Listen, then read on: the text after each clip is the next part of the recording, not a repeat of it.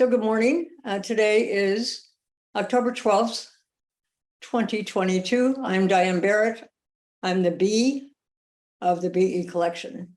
And today I'm participating in our project that we established to get people's comments regarding the Roe v. Wade decision. So I will go ahead and give you my comments. First of all, I was absolutely astonished and heartbroken with the decision of the Supreme Court.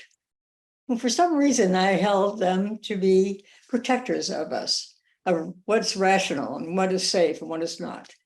And I was grossly disappointed. I'm a registered nurse and a psychotherapist and a plural designer.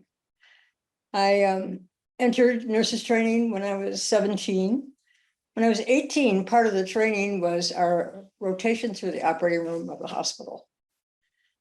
About 3 o'clock in the afternoon, the students became in charge of a couple of the rooms in the operating suite. We were surprised by this because to date, we hadn't been in charge of anything because we were new. However, they were doing what was a simple procedure, quote unquote, if it wasn't done to you, of course, called a DNC, dilatation and curettage.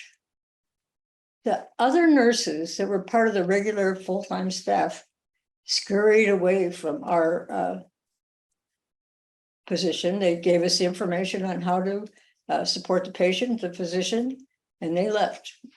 I thought this was strange. It was unusual behavior.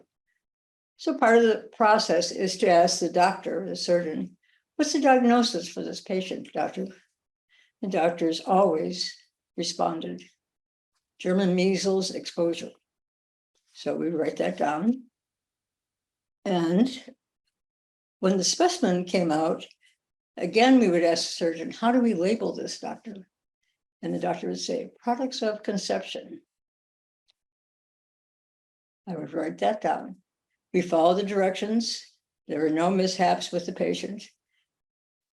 It wasn't until many years later that I realized that we were doing abortions. The other nurses couldn't support it for whatever their personal reasons were, so they scurried away, leaving us, the students, to support the patient and the physician, which we did.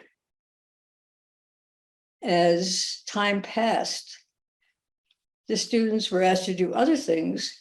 Didn't quite make sense, just like this one. I have, in counseling, counseled many women.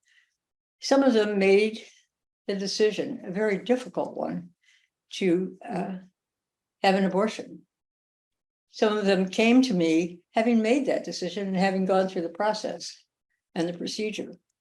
I want you to know that stays with the person for the rest of their life. That decision is not a decision that is made in haste.